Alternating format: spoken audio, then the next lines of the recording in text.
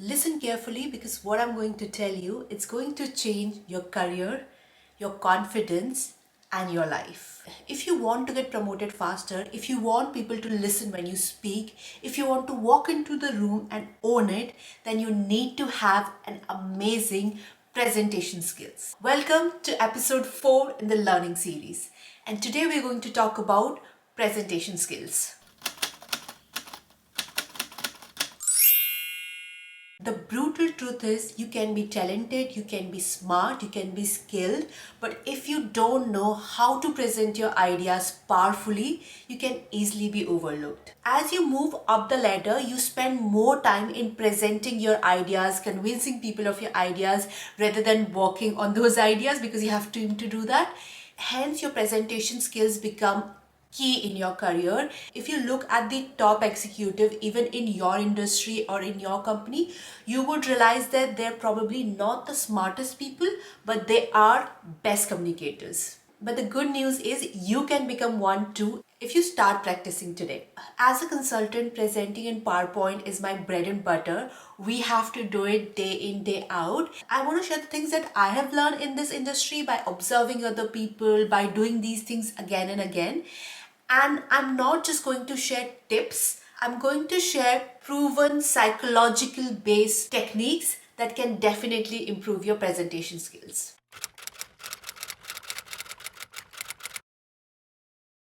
So let's get into it. The first technique is power pose number 1. So before you start any presentation, just stand tall, shoulder back, put your hands on your hips like a Superman. And you might think this is silly, but it's actually not, because Harvard research prove that standing in this position actually increases the confidence chemical in your mind, and hence all the nervous energy that you have, you can convert it into raw power. So just stand like this before every presentation. The second power pose is this.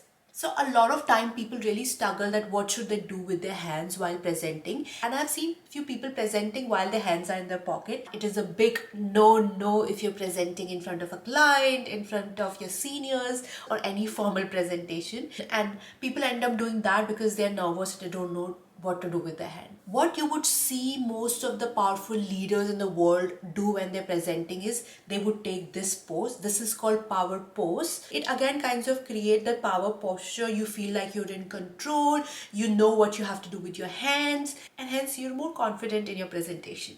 Now the third tip is know your audience. So this is something that even I am learning in consulting, because when I started my career, I was presenting mostly to the middle management on client side.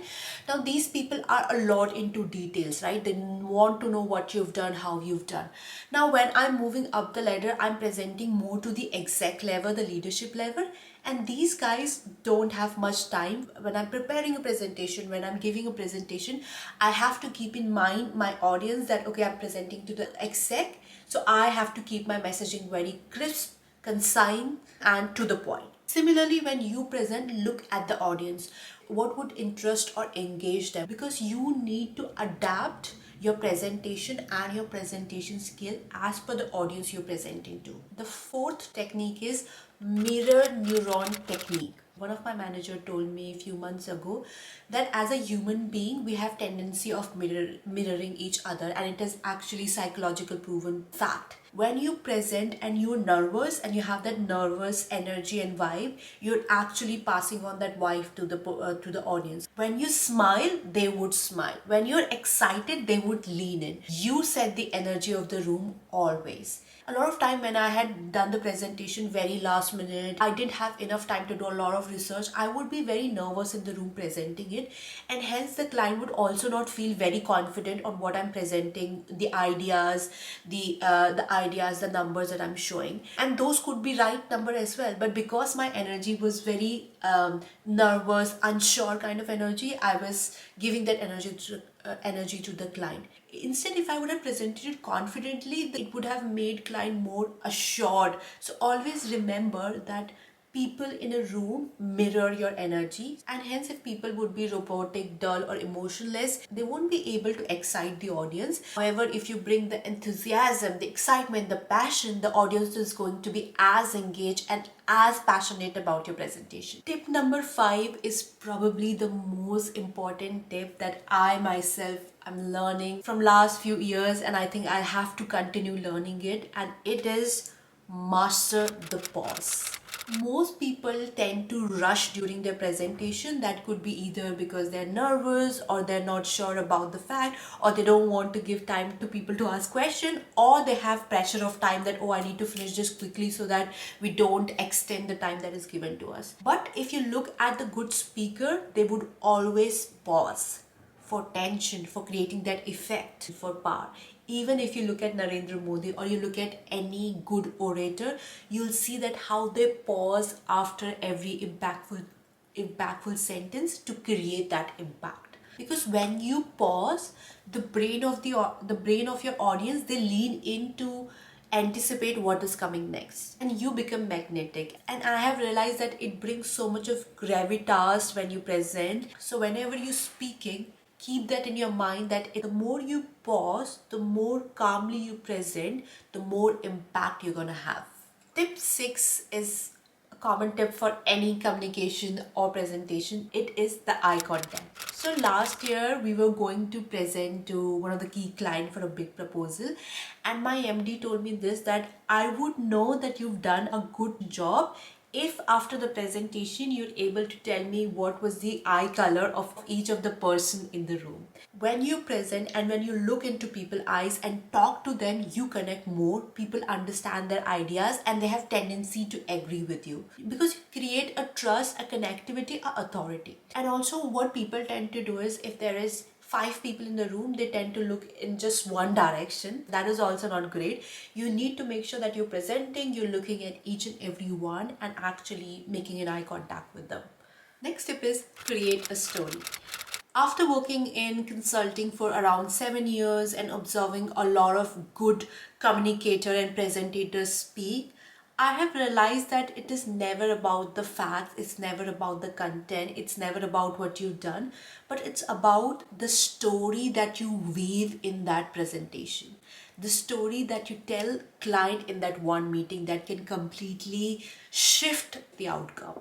You might go into a meeting where you've only done 50% of the work that has been asked. If you're able to take client along the journey, tell the client that where you started, where you are, what were the challenges, in a beautiful connected story way, the client would be more happy than if you go with a complete task done but you're not able to connect things and you're not able to tell it in a structured manner, in a story manner, and client is all confused what's happening. The more I work with the leadership, whenever I review any presentation with them, they're always like, what is the story? I can't see the story. I need you to tell me the story. Because remember, it's never about using complex word, complex jargon, showing complex models. It's always about how you simplify those things, with showing the impact that it brings, with showing the complexity that you've taken into account, and telling it like a story to your client. The next tip is dopamine hack.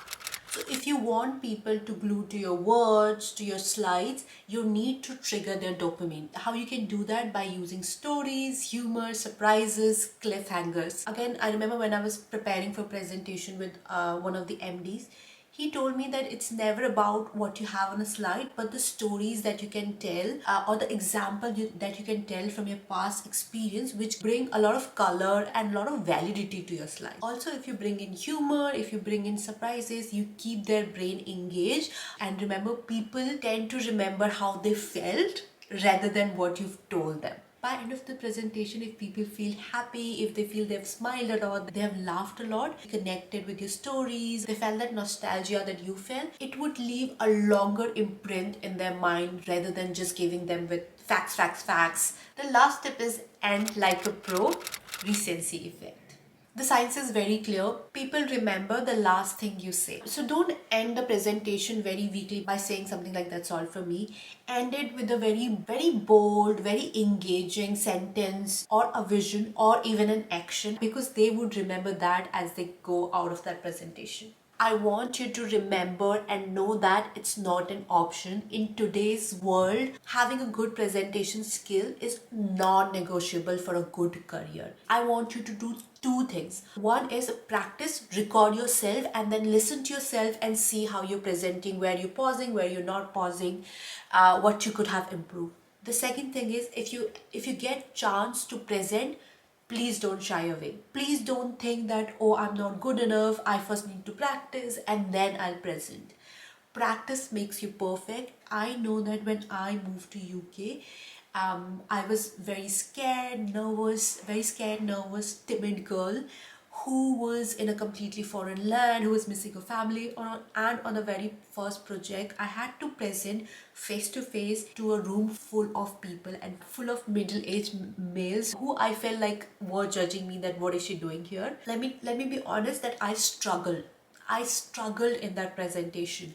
I somehow just managed to go through it. But for me, there was not an option of quitting then.